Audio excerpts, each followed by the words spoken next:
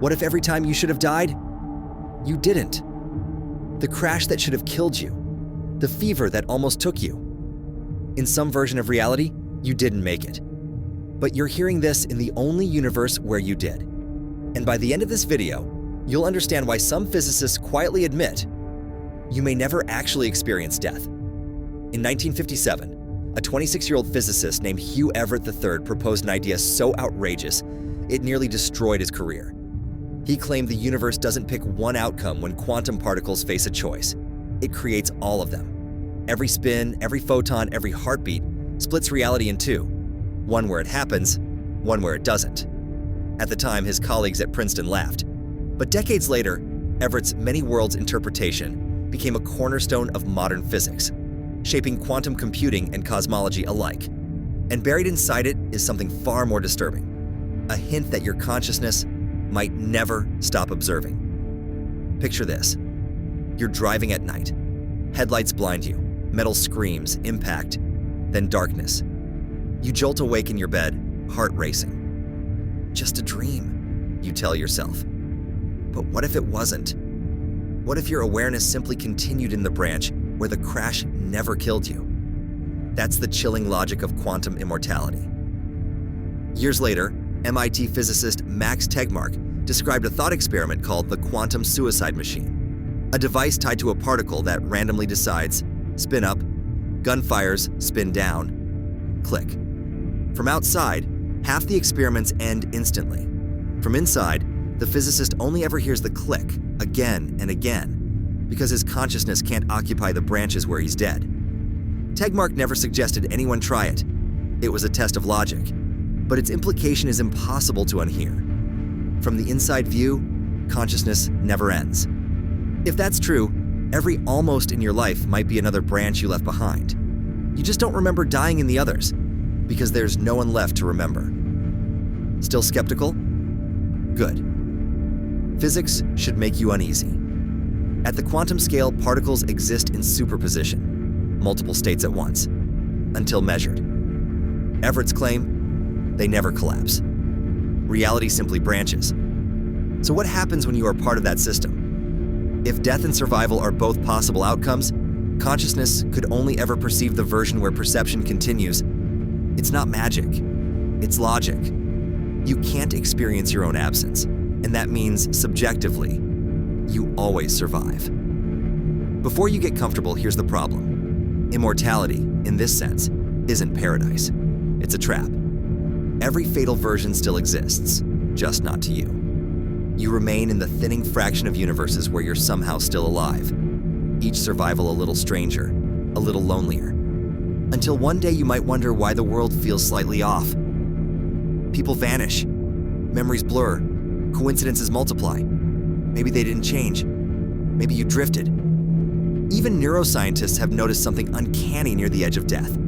A 2013 study in Frontiers in Aging Neuroscience found that moments before death, brainwaves surge in an intense burst of gamma activity, almost like hypercoherence. And in 2017, doctors at the University of Western Ontario recorded lingering brain signals minutes after cardiac arrest. Not proof of consciousness, but not nothing either. Could that fading electrical echo mark the transfer point? The instant awareness slides into the branch where it still exists? No one knows, but science hasn't ruled it out. Let's connect the dots. Quantum immortality doesn't mean dodging bullets in this world. It means that in some world, there's always a you who did. To outsiders, you're gone. To you, the story keeps going, forever. Philosophers call it the immortality paradox. If consciousness never experiences non-existence, death can never feel final. You'd simply awaken again and again, in stranger continuations of reality, until everything familiar decays. That's not eternal life. That's eternal survival.